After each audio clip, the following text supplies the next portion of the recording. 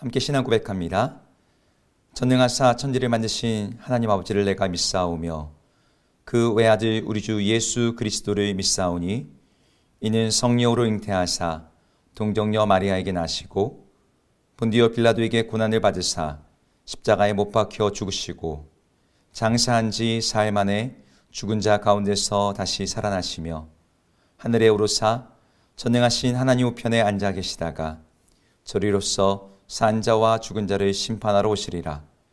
성령을 믿사오며 거룩한 공예와 성도가 서로 교통하는 것과 죄를 사하여 주시는 것과 몸이 다시 사는 것과 영원히 사는 것을 믿사옵나이다. 아멘.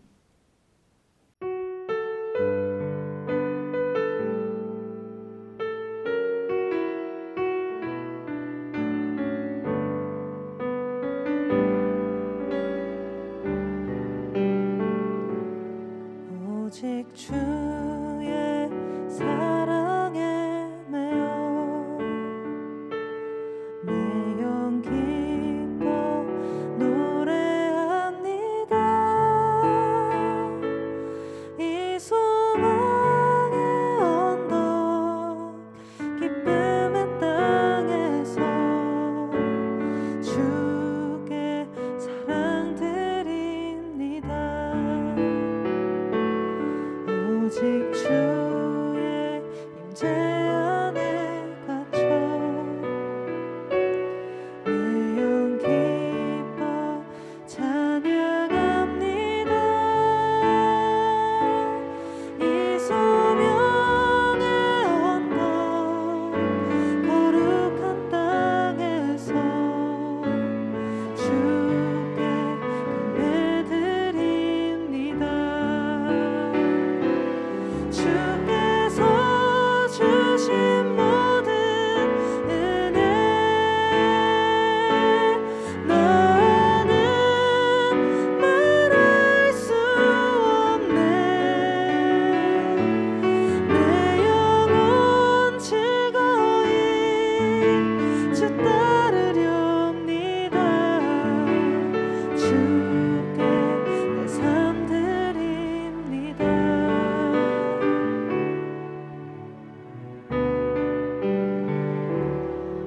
오직 주의 사랑에 매여 내 영 기뻐 노래합니다.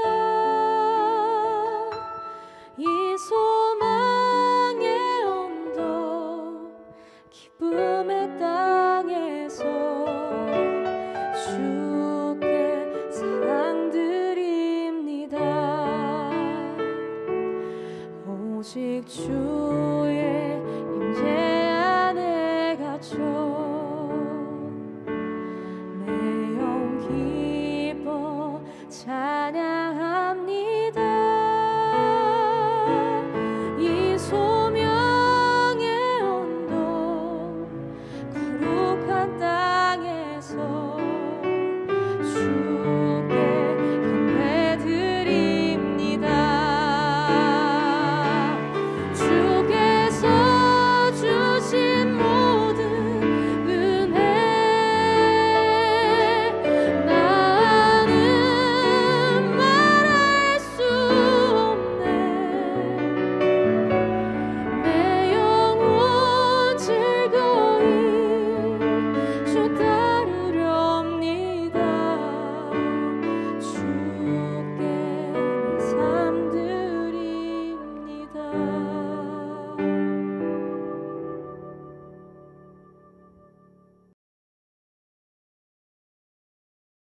제21장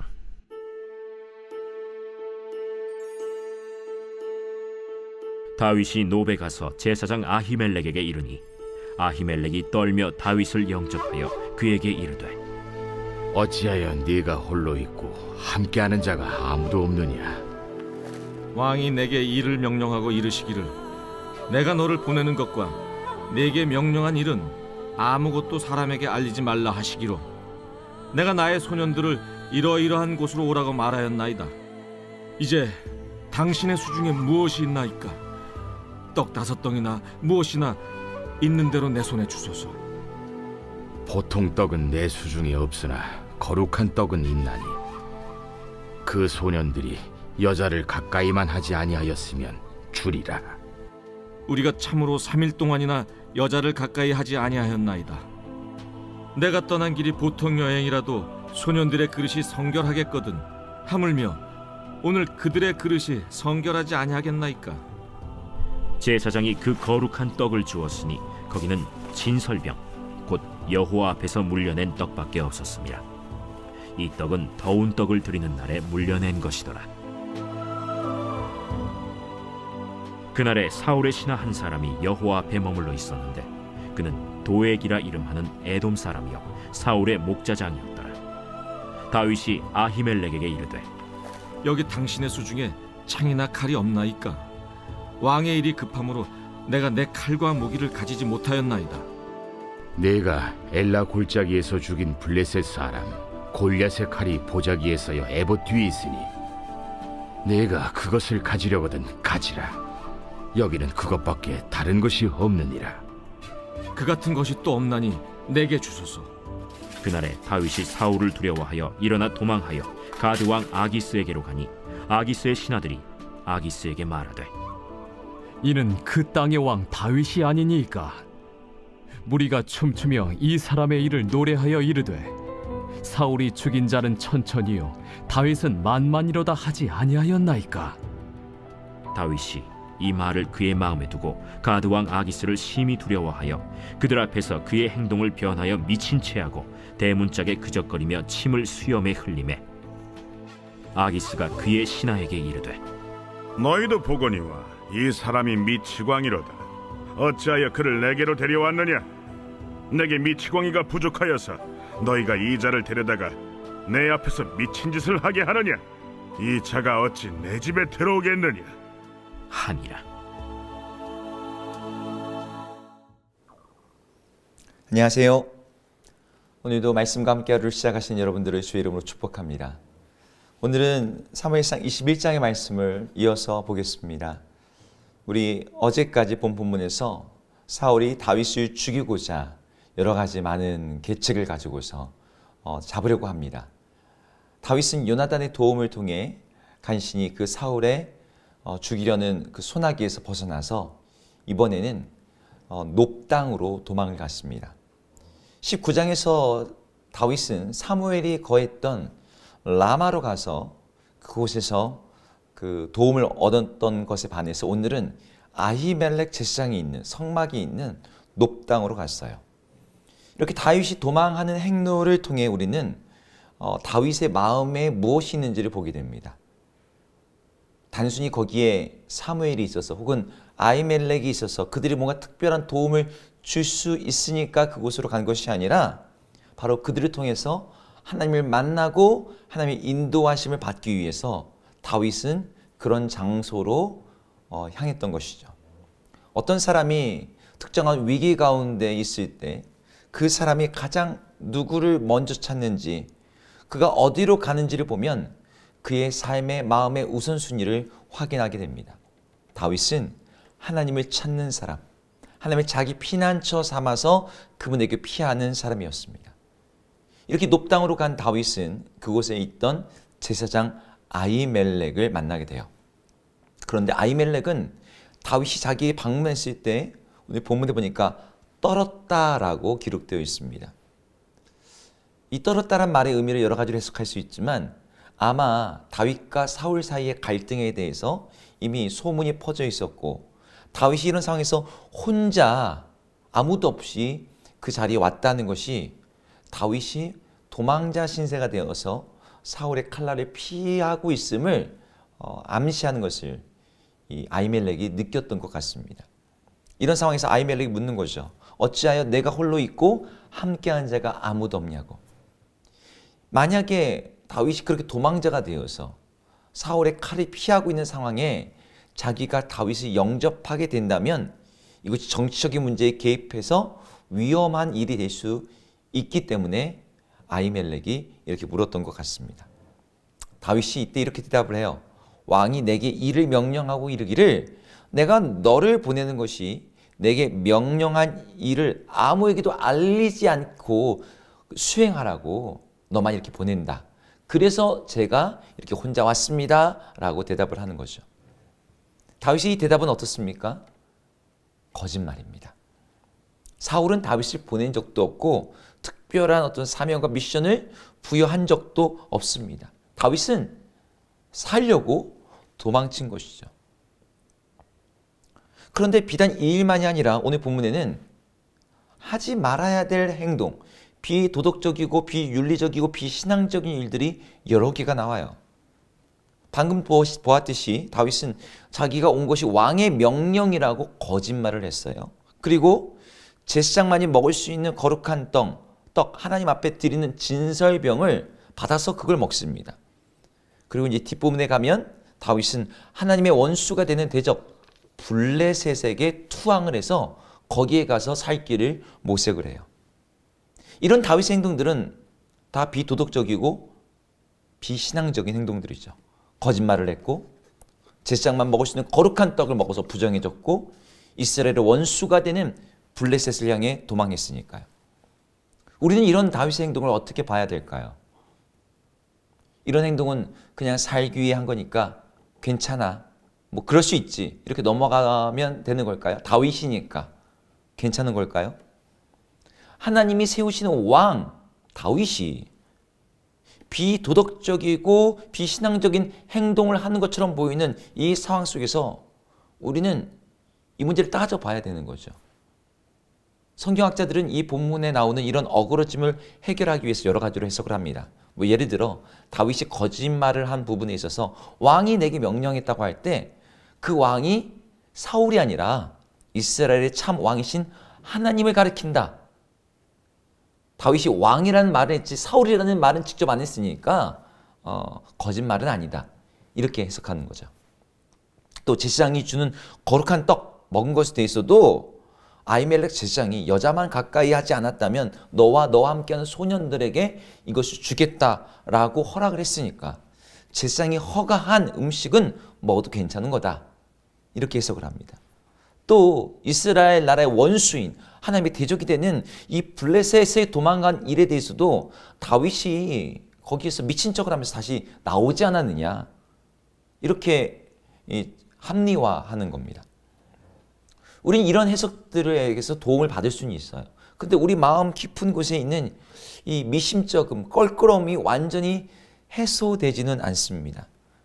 이해는 가요. 다윗이 왜 그런 말을 했는지, 왜 그런 행동을 했는지. 하지만 그것이 신앙적으로 과연 좋은 일인가? 만약 우리들이 다윗과 같은 상황이 있을 때, 우리 주변의 성도들이 그런 상황이 있을 때 다윗처럼 야, 너도 상황이 어려우면 거짓말해도 돼. 손 대서는 안 되는 거 손 대도 돼. 가지 말아야 될 곳에 가도 돼. 괜찮아 라고 그렇게 권면하고 격려할 수 있을까 물어보면 우리는 그렇지 않잖아요. 우린 그럴 수 없죠. 다윗의 행동에는 분명 잘못된 모습들이 있습니다. 그런데 우린 이 본문을 조금 다른 시선으로 봐야 될 것 같아요. 이것이 옳으냐 그르냐의 시선 말고 또 다른 종류의 시선이 있습니다. 예수님이 바로 그러한 시선으로 오늘 이 본문을 보셨어요.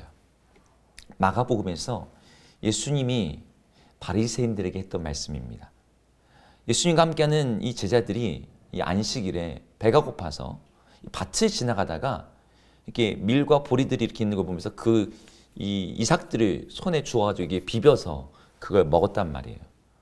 근데 이 바리새인들이 어떻게 안식일에 하지 못할 일, 그 일을 추수라고 해석을 한 거죠. 이 밭에 있는 그걸 먹는 것은 괜찮거든요. 근데 추수를 한 것이다. 이러면서 그걸 정죄할 때 예수님께서 오늘의 이 사건을 인용을 하세요. 다윗이 자기와 함께한 자들이 먹을 것이 없어 시장할 때 한 일을 읽지 못하였느냐? 그가 아비아델 대제사장 때 하나님의 전에 들어가서 제사장 외에는 먹을 수 없는, 먹어서는 안 되는 진설병을 먹고 함께한 자들에게도 주었다. 그러면서 예수님이 하신 말씀이 뭐냐? 안식일이 사람을 위하여서 있는 것이지 사람이 안식일을 위하여 있는 것이 아니다 라고 말씀하셨습니다. 예수님께서 이 본문을 해석을 하시면서 이렇게 말씀하시는 거예요. 먹을 것이 없어 시장할 때 한 일이라는 거죠. 사람을 위해서 만들어진 율법이 사람이 당한 그 위급한 상황보다 더 선행될 수 없다는 거예요. 더욱이 하나님은 다윗을 선택하실 때 마음의 중심을 보시는 분이라고 이미 밝히신 바가 있습니다. 하나님이 다윗의 마음을 이미 보셨는데 다윗이 진설병을 먹은 것은 그가 믿음이 없거나 아니면 율법을 무시하는 마음으로 그 일을 한 것이 아니었던 거예요.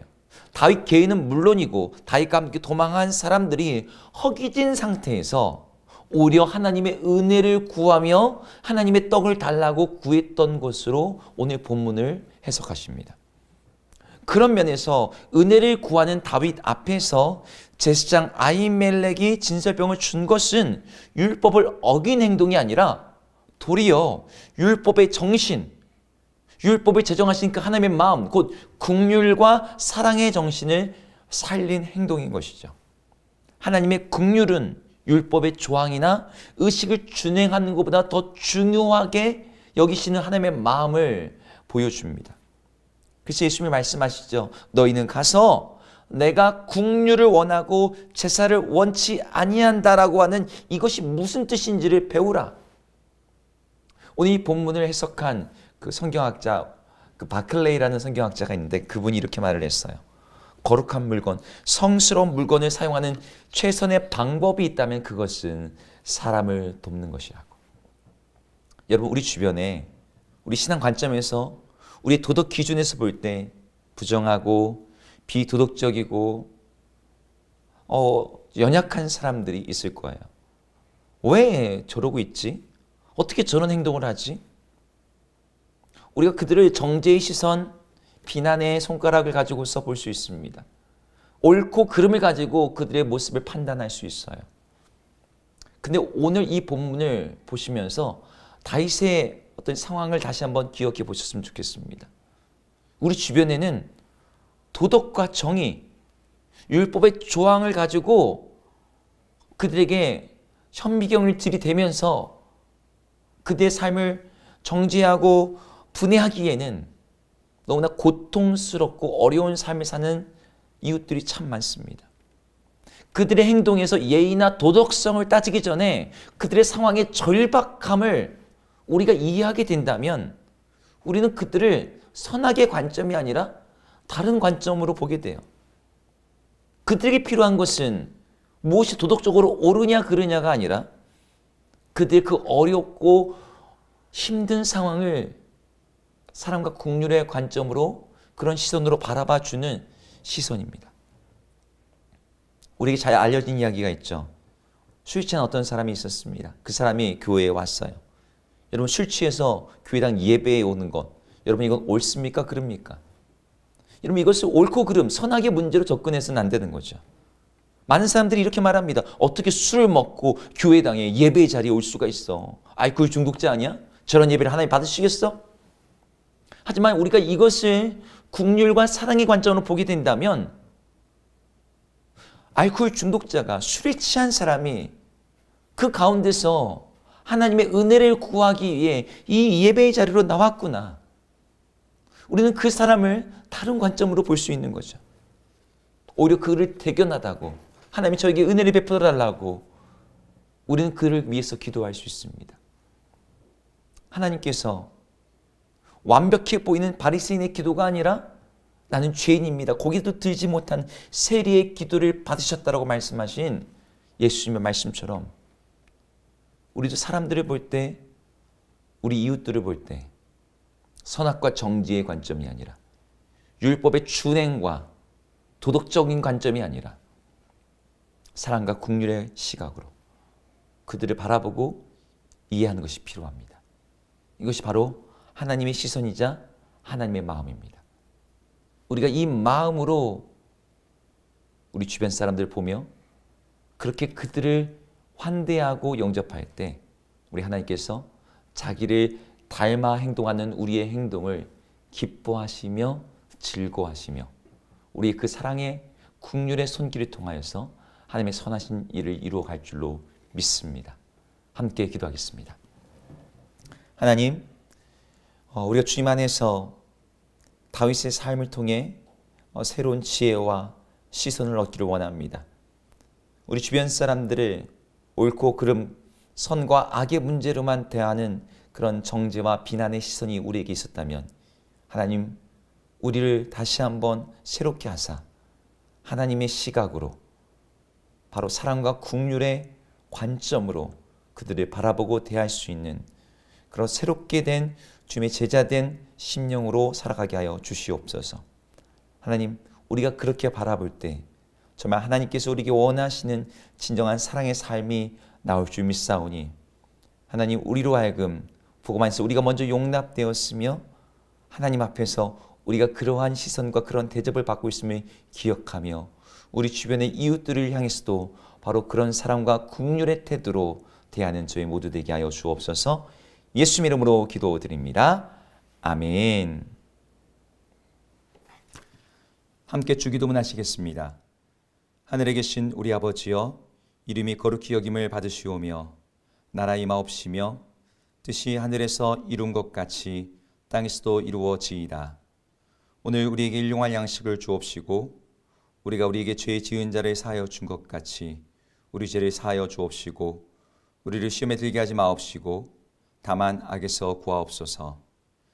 대개 나라와 권세와 영광이 아버지께 영원히 있사옵나이다. 아멘.